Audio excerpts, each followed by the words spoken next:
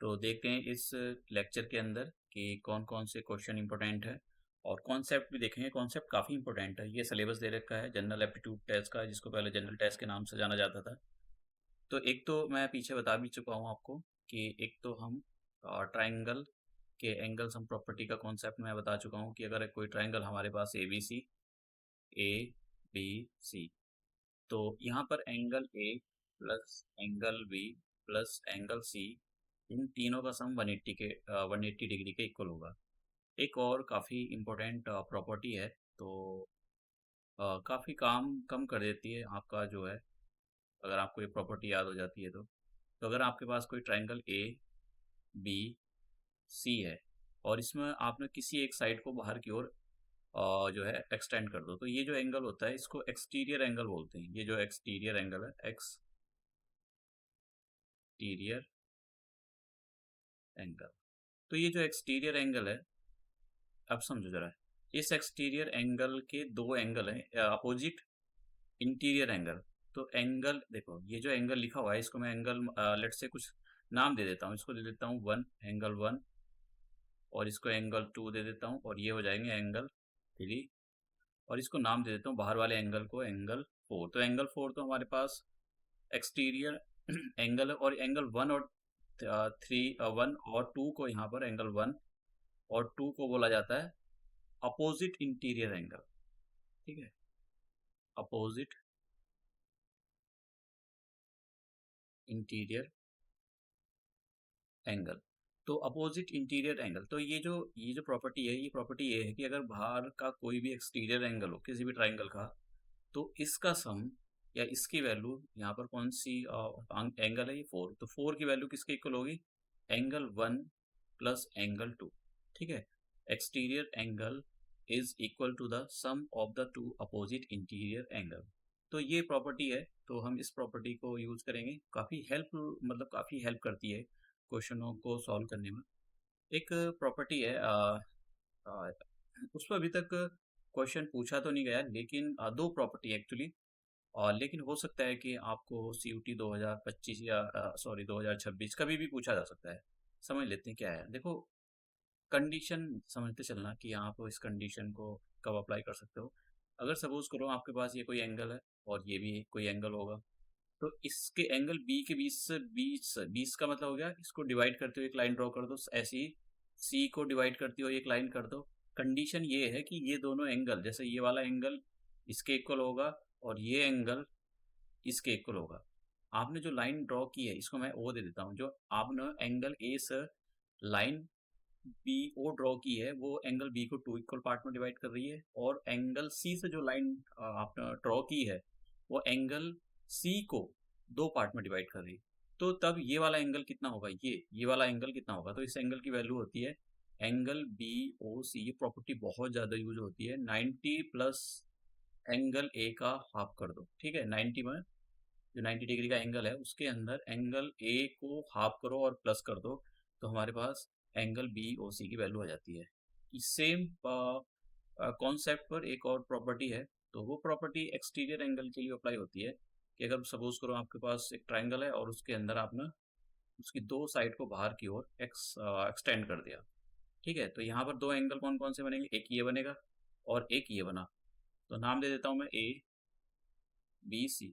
तो इसका ये जो एक्सटीरियर एंगल बी है, इसका आप एंगुलर बाइसेक्टर करो। देखो, एंगुलर बाइसेक्टर का मतलब होता है दो कोई एंगल है उसके बीच से कोई ऐसी लाइन ड्रॉ कर दो जो उसको टू इक्वल पार्ट में डिवाइड कर दे। यहाँ भी यही है, तो ये थोड़ा सा गड़बड़ हो गया है यहाँ पर, इसको मैं जरा इरेज कर देता हूँ। ठीक है, अब तो ये कुछ ऐसा आएगा, इसको अगर मैं ओ दे दूँ, तो ये एंगल कितना होगा, ठीक है, angle B O C.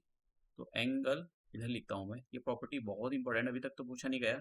B O C equal to 90 minus angle A upon to.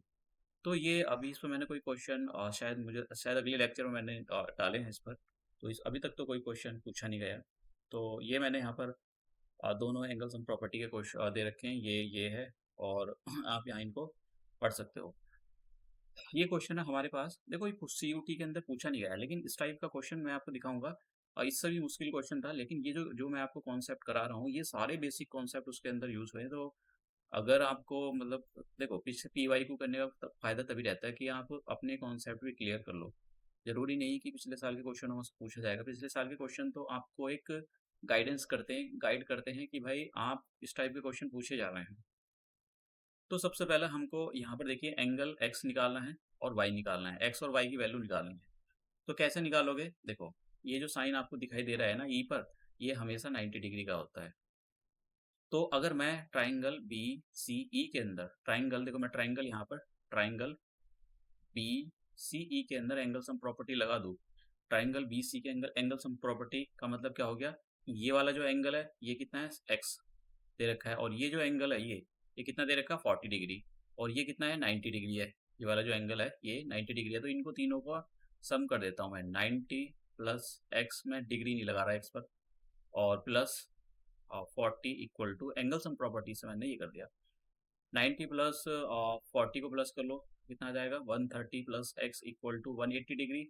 अब आप क्या काम करो कि ये जो 180 है 180 माइनस 130 कर दो, तो कितना आ जाएगा आपके पास? 50 डिग्री। तो एक्स की वैल्यू कितनी आ गई यहाँ पर? 50 डिग्री आ गई। तो आप क्या बोलोगे? ये जो एंगल आया ये वाला एंगल, ये इसकी वैल्यू कितनी आ गई? 50 डिग्री। ठीक है। अब देखिए मैं यहाँ पर इसको इरेज कर देता हूँ, जरूरत तो नहीं है। अब यहाँ पर बाई चाहिए हमको, तो बाई कैसे निकालेंगे? देखो बाई के लिए इस वाले ट्रायंगल को देखो, हम एक्सटीरियर जो एंगल प्रॉपर्टी वाला कॉन्सेप्ट है वो लगाएंगे। इस वाले ट्रायंगल को देखो, चलो मैं बना देता हूँ आपके लिए ट्रायंगल, ध्यान से देखना। ये काफ़ी जो है इम्पोर्टेंट, थोड़ा सा ये वाला जो एंगल है, ये वाला, ये डी दिया हुआ है, ये एंगल बाई है, और ये वाली लाइन उसने दे रखी है, ये वाला एंगल दे रखा है 30 डिग्री है, और ये एक्स दे रख ये एक्स है, और एक्स हमने भी कैलकुलेट किया है। तो एक्सटीरियर एंगल प्रॉपर्टी क्या बोलती है कि भाई इस ट्राइंगल का जो एक्सटीरियर एंगल है, एक्सटीरियर एंगल कौन सा है? ये बाई, इसकी value,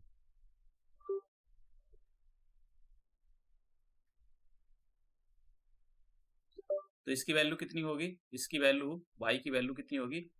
Y equal to opposite to interior angle, sum of the opposite to interior angle. तो इसके अपोजिट कौन सा हो जाएगा? एक 30 डिग्री प्लस, और एक ये वाला जो एक्स था, अब इसको हमने वैल्यू निकाली तो ये 50 आ गया। तो वाई की वैल्यू कितनी आ गई? 30 प्लस 50 दैट इज द 80। तो हमारे पास दोनों वैल्यू निकल गई, एक्स की वैल्यू भी निकाली हमने 50 डिग्री, और वाई की वैल्यू निकल गई 80 डिग्री। तो ये हमारा क्वेश्चन खत्म होगा। अब ये क्वेश्चन वैसे आप रेशियो प्रोपोर्शन में रख सकते हो, कैसे भी रख सकते हो, रेशियो प्रोपोर्शन से कर सकते हो, कैसे भी कर सकते हो। तो मैं वैसे सबसे बताऊँ, सिंपल सा रेशियो प्रोपोर्शन से करते हो तो ये बड़ा आसान सा, रेशियो के कॉन्सेप्ट से करते हो तो बड़ा आसान क्वेश्चन है। देखो मैंने रेशियो के अंदर, आपने अगर मेरे लेक्चर्स देखे हों तो उसके अंदर मैंने बताया था कि जब भी तीन वेरिएबल एक दूसरे के इक्वल लिखे हुए हैं, ठीक है, ऐसा कुछ लिखा हुआ है, तो आप जो है किसी वेरिएबल के इक्वल लेट कर लो। मैंने यहाँ पर के इक्वल लेट कर लिया। तो पहले 3a को, ये जो 3 एंगल ए है इसको के इक्वल रखो, और यहाँ से एंगल ए की वैल्यू निकालो। तो एंगल ए की वैल्यू जैसे आप निकालते हो तो कितने आ जाएगा? k/3। ऐसे ही ये जो 4 एंगल बी है, 4 एंगल बी को के इक्वल रखो, और यहाँ से एंगल बी की वैल्यू निकालो, तो k/4। ऐसे ही ये जो 6 एंगल सी है, तो 6 एंगल सी को के इक्वल रखो, और यहाँ से आप इसकी वैल्यू निकालो। अब देखो अपने ऊपर डिपेंड होता है कि आप कैसे करना चाह रहे हो, कर सकते हो। 3, 4, 12 का एलसीएम ले लो। तो एलसीएम आप जब लोगे इसका, तो इसका जो एलसीएम आएगा वो आएगा 12। ठीक है। अब आपको करना क्या है, मतलब देखो आप कैसे भी कर सकते हो, ऐसा नहीं है कि ऐसे ही करना जरूरी होता है, कैसे भी कर सकते हो। तो ये जो 3 लिखा है यहाँ पर, ए की वैल्यू देखो k/3, और डिनोमिनेटर में 3 है, तो आप जो है 3 से डिवाइड करो एलसीएम को कितने टाइम्स, चलो ठीक है, आप अभी पता लग जाएगा यहाँ पर, आप 12 से सब जगह 12 से मल्टीप्लाई कर दो। ठीक है, और कुछ मत करो। तो मैं डायरेक्ट वैल्यू लिखवाता, 3 की टेबल में करो तो कितना आ जाएगा? 4k। इससे ऐसा करना जरूरी नहीं है, जैसे मैंने कहा अपने अकॉर्डिंग आप कैलकुलेशन कर सकते हो। तो 2k, ऐसा फ़ायदा ये होता है कि आसानी के साथ हमारा जो है ये निकल जाता है। तो मैं यहाँ पर उसने पूछा था कि भाई आप जो है ये बताएं एंगल ए, देखिए मतलब ए बी सी के अंदर रेशो पूछा है, ए बी सी के अंदर रेशो, तो ए की वैल्यू कितनी निकाली? 4k, रेशो का साइन, बी की वैल्यू कितनी निकाली 3k, फिर रेशो लगाओ 2k, तो ये k से k हट जाते हैं, ठीक है, तो कितना बचा 4:3:2, तो यही पूछ रहा था रेशो कितना होगा। देखो कितना है 4:3:2, तो ये तो दूसरे नंबर का, ये बहुत इंपॉर्टेंट क्वेश्चन है, दूसरे नंबर का हमारे पास आंसर आ गया। अब नेक्स्ट क्वेश्चन, तो देखो यहाँ पर हम जब भी उसने बोला जाए ट्राइंगल के अंदर ऐसे कुछ एंगल्स दे दिए जाए, ठीक है, यहाँ पर ये दे दिया तो किसी एक एंगल की वैल्यू निकलवाता है, यहाँ पर किसी की भी निकलवा सकता है।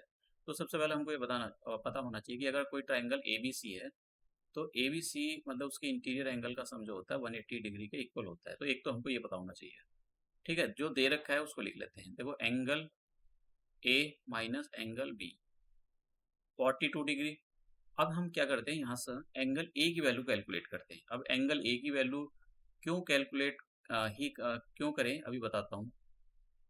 फिर उसके बाद यहाँ से दूसरी वाली ये जो दे रखा है angle B minus angle C, इसको लिखो और यहाँ से एंगल सी निकालो। अब ये सब हम क्यों कर रहे हैं, अभी 1 मिनट हो गया रहो, मैं अभी आपको बताता हूँ कि ये क्यों कर रहे हैं। देखो यहाँ से मैंने सी की वैल्यू निकाल ली, यहाँ से ए की वैल्यू निकाल ली, तो इस इक्वेशन के अंदर मैं ए और सी की वैल्यू रखने के लिए जा रहा हूँ। देखो ए की वैल्यू रखूंगा तो कितना आ जाएगा 42 प्लस एंगल बी, और बी की जगह ये जो एंगल बी है इसकी जगह कुछ नहीं रखना, इसको ऐसे ही लिख दो, और प्लस एंगल सी की जगह आप लिखो angle B minus 21 equal to 180 degree. देखो मैं चाहता था कि मेरी सारी की सारी इक्वेशन किसी एक वेरिएबल में कन्वर्ट हो जाए, क्योंकि यहाँ पर क्या लिखा हुआ है, निकाल तो कैसे भी सकते हो, लेकिन ये सबसे आसान तरीका होता है कि आप पूरी इक्वेशन को एक ही वेरिएबल में कन्वर्ट कर लो। तो मैंने यही किया, इसलिए यहाँ पर एलिमिनेशन मेथड मतलब इस यहाँ से मैंने जो सी की वैल्यू निकाली, यहाँ से बी की ए की वैल्यू निकाली, उठा कर यहाँ रख दिया, तो मेरी पूरी इक्वेशन एंगल बी के अंदर बन गई है। तो angle B plus angle B plus angle B, तो इसको ऐसे लिख सकते हो 3 एंगल बी एक सॉरी इस 42 में से 21 माइनस करोगे तो ये आ जाएगा 21 प्लस का इक्वल टू 180 डिग्री। तो यहाँ से आ जाएगा 3 angle B equal to 180 minus 21, तो कितना आ गया 9, यहाँ पर लिख दो 9, सब्ट्रैक्ट कर लेते हैं। देखो यहाँ 10 में से 1 गए, 9 बचा, इधर 7 बच गया था, तो कितना आ गया 5 और 1 बच जाएगा। तो 3 से इसको डिवाइड कर दो, 3 डिवाइड में ले जाओ। देखो आप ये बहुत जल्दी काम कर सकते हो ये सब कुछ, इसलिए मैं दिखाता हूँ क्योंकि आपको पता हो कि एक्चुअल में कैलकुलेशन में चल क्या रहा है। तो 3 5 जा और 3 3 जा, तो एंगल बी की वैल्यू हमारे पास निकल गई 53। तो सी ऑप्शन हमारा, सी जो है हमारा आंसर हो गया। तो यही निकलवा रहा था यहाँ से कि कौन सा हमारा आंसर है। नेक्स्ट क्वेश्चन, तो देखो एक सेकंड, ठीक है। अब देखिए यहाँ पर ये ट्राइंगल दे रखा है और इस ट्राइंगल के अंदर एंगल ए निकलवा रहा है।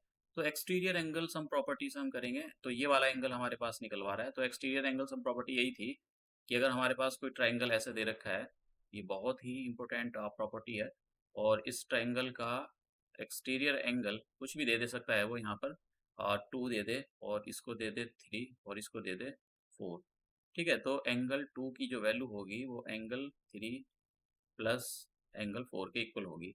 तो यही एक्सटीरियर एंगल की प्रॉपर्टी हम यूज़ करेंगे हम यहाँ पे। तो देखो ये जो 100 है, सॉरी 110, तो 110 की जो वैल्यू होगी वो किसके इक्वल होगी, is the equal to the sum of the two opposite interior angle. तो ये जो दो एंगल है, एंगल ए और एंगल 50, ठीक है, एंगल ए और 50 डिग्री के इक्वल होगी। तो बस आप 110 में से आप 50 माइनस कर दो, तो एंगल ए की वैल्यू कितनी आ जाएगी, तो एंगल ए की वैल्यू आ जाएगी आपके पास 60 डिग्री। तो ये हमारे पास आंसर आ गया, यही पूछा था उसने, तो ऑप्शन कौन सा हो जाएगा, बी हो जाएगा। अब ये है आसान क्वेश्चन है, एंगल ए की वैल्यू निकालनी है। तो देखो मैंने पीछे बताया था आपको, लीनियर पेयर अप्लाई करने की कोशिश किया करो। जैसे स्ट्रेट लाइन दे दे, ठीक है, ये कोई स्ट्रेट लाइन दे दी उसने, इस टाइप से कैसे भी दे सकता है, ऐसे स्ट्रेट लाइन दे दी, तो आपको सपोज करो ये वाला बाहर का एंगल दे रखा है उसने, कितना भी दे रखा है, लेट से उसने 70 डिग्री दे दिया, आपको अंदर वाला निकालना है, तो 180 में से माइनस कर दो, ये वाला जो एंगल है 180 माइनस 70, तो हमारे पास ये अंदर का एंगल आ जाएगा। तो इस टाइप से आप जो है ये निकाल सकते हो। तो ऐसे ही देखो ये एक मेरे पास सीधी लाइन है ये वाली, इसको आप जो डी ई लाइन है इसको देख रहे हो, इसमें ये वाला एंगल दे रखा है 125, और मुझको अंदर वाला चाहिए ये वाला, तो कैसे निकाल लो, 180 में से माइनस कर दो, तो 180 में से आप 125 माइनस करोगे तो कितना आ जाएगा, यहाँ पर बचा 10 5 हो गया और यहाँ बचा 7, तो ये हो गया 5 और कितना आ गया, तो ये जो एंगल आया हमारे पास ये कितना आ गया, दैट इज द 50 डिग्री 55। ऐसे ही यहाँ पर ये हमारे पास 130 दे रखा है, तो ये अंदर वाला निकालना है, तो कितना 180 में से 180 में माइनस 180 में से 130 प्लस कर दो तो कितना आ जाएगा हमारे पास ये 50। बस एंगल सम प्रॉपर्टी लगा दो। तो एंगल सम प्रॉपर्टी क्या कहती है ट्राइंगल की, कि एंगल ए प्लस 55 सारे एंगल का सम आप जो है इंटीरियर एंगल का सम 180 के इक्वल कर दो। तो कितना आ जाएगा एंगल ए, तो ये आ गया 5 और 1 और 5 प्लस 5 10, तो यहाँ पर कितना आ जाएगा ये। अब नेक्स्ट स्टेप में 180 में सर, तो मैं यहाँ पर 1 105, तो मैं इधर माइनस कर लो आप, तो कितना बचेगा 10, यानी यहाँ पर बचा 5 और यहाँ पर कितना बचा 7, तो ये आ जाएगा 75। तो एंगल ए की जो वैल्यू है वो हमारे पास कितनी आ गई 75। तो ऑप्शन कौन सा हो जाएगा, डी ऑप्शन हो जाएगा। Next question. देखो ऐसे क्वेश्चन जो होते हैं जिनमें डायग्राम होते हैं उनको पढ़ने की भी जरूरत नहीं होती, सीधा डायरेक्ट कर सकते हो। सेम क्वेश्चन अप्लाई कर, सेम कॉन्सेप्ट। तो देखो हमारे पास एक स्ट्रेट लाइन दे रखी है बी ई, एक स्ट्रेट लाइन है, इस पर एक ए सी एक स्ट्रेट लाइन नीचे की ओर जा रही है और ये एंगल दे रखा है, तो ये वाला निकाल सकते हैं। तो कैसे निकालोगे ये वाला एंगल, ये एंगल निकालने का तरीका है कि आप 180 में से 135 माइनस कर दो, तो कितना आ जाएगा, यहाँ बचा 5 यहाँ 7, तो 45। तो ये जो एंगल आया हमारे पास ये कितना आ गया 45 आ गया। अब निकालना क्या है हमको, एंगल ए सी बी, मतलब ये एंगल हमको निकालना है ये वाला, तो इसको एक्स सेलेक्ट कर लेते हैं। तो एक्सटीरियर एंगल सम प्रॉपर्टी लगाते हैं। एक्सटीरियर एंगल सम प्रॉपर्टी क्या कहती है कि ये जो 110 है इसकी value two opposite interior angle के इक्वल होगी, सम के इक्वल होगी।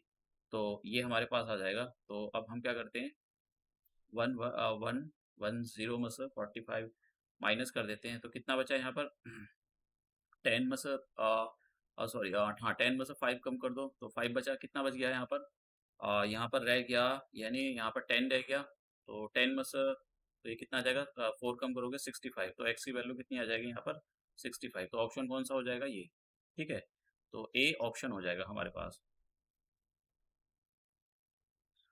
नेक्स्ट नेक्स्ट क्वेश्चन, ये काफ़ी अच्छा क्वेश्चन है और इस टाइप के क्वेश्चन जो है 2-3 बार पूछे गए हैं। तो हालांकि ये तो नहीं पूछा गया लेकिन इस टाइप के क्वेश्चन पूछे गए हैं। देखो एक तो हम यहाँ पर वर्टिकल अपोजिट एंगल की प्रॉपर्टी लगाएंगे, कैसे, जरा इस लाइन को देखो, ये जो लाइन है सी दी गई है और इस लाइन को देखो, ये लाइन एकदम सी दी गई है। तो ये जो एंगल होगा ये वाला एंगल ये इस एंगल के इक्वल हो जाएगा, मतलब ये 30 हो जाएगा वर्टिकल अपोजिट एंगल से।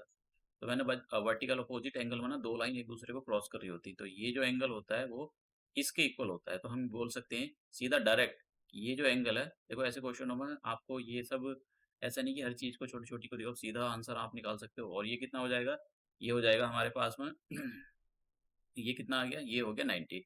तो अगर आप इस वाले ट्रायंगल में देखो, कैसे भी कर सकते हो, एक्सटीरियर एंगल की प्रॉपर्टी से भी कर सकते हो।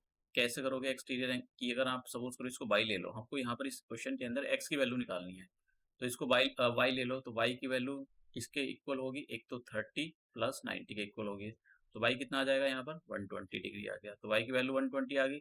एंगल सम प्रॉपर्टी लगा दो, तो एंगल सम प्रॉपर्टी कौन से वाले ट्राइंगल के अंदर, ट्राइंगल बी सी ए के अंदर। तो ट्राइंगल बी सी ए के अंदर एंगल सम प्रॉपर्टी कैसे लगाओगे कि एंगल बी की वैल्यू है x plus 10 plus angle C की वैल्यू यहाँ पर y है, तो 120 आ गई।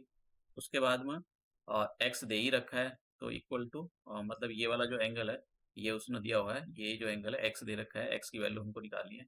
तो एक एक्स ये तो कितना हो जाएगा 2x हो जाएगा, तो ये हो जाएगा 10 प्लस 120 130 हो गए, तो यहाँ पर कितना आ गया।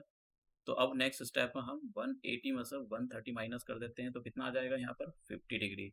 तो 2x इक्वल टू 50 डिग्री और x की वैल्यू हम निकालेंगे तो ये आ जाएगा 25 डिग्री। तो यही पूछा था उसने कि x की क्या वैल्यू होगी, तो आंसर देखो 25 कौन सा है, तो बी हमारा आंसर है। तो देखो अब जब तक आपके ये फंडामेंटल क्लियर नहीं है तब तक आप इन क्वेश्चनों को नहीं कर सकते हो। आंसर निकालोगे तुक्के बाद जिसे एक दो का निकल जाएगा, अदरवाइज नहीं निकलेगा। तो आपको ये जो फंडामेंटल है ये अपने अच्छे से क्लियर होने चाहिए।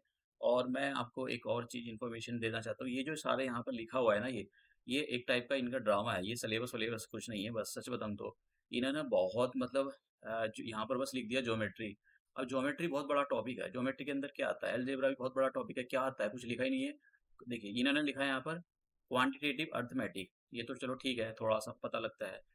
यहाँ पर लिख देखो क्या लिखा है, simple application of the basic mathematical concept. अब ये बहुत सारी चीज़ें कवर होती है इसके अंदर, मेंसुरेशन आ गया, स्टैटिस्टिक आ गया यहाँ पर। तो इनका जो सिलेबस है, ये कोई डिफाइंड सिलेबस नहीं है। तो मैं यहाँ पर सीयूटी जो नेशनल टेस्टिंग एजेंसी है, उनको बोलूँगा कि आपको इसमें सुधार करना चाहिए। आपको एक स्पेसिफिक सिलेबस होता है, अगर आप किसी भी बहुत सारे एग्जाम को देखो तो उन्होंने साफ-साफ मेंशन कर रखा है कि भाई ये चीज़ें हम पूछेंगे।